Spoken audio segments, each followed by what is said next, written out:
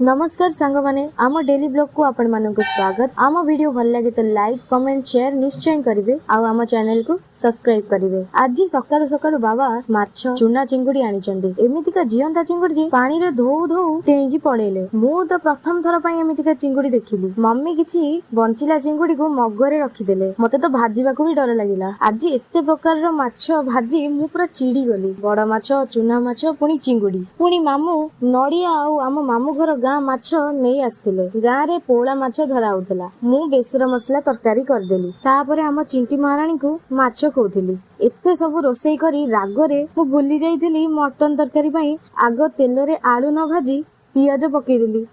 पुणी पियाज रे आलू पकेइली। मो अधार रोसई मम्मी को देई पळेई आसिली। देखिला बेलको चिंटू केमती भूतंग परी होउछि। किछि समय ता सहित खेलिली। सबु बेले दुष्ट। मार गोटे बेली पुओ तो मो भली काहा को कढ़ई रे खाइबा को पसंद प्लीज निश्चय कमेंट रे जणाइबे।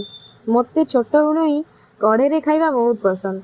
तरकारी शेष हो गले मु कढ़ई रे आनी खाई दिए। बहुत भल लागे मते। ए वीडियो भल लागे तो प्लीज लाइक करिवे। रहूची जय जगन्नाथ।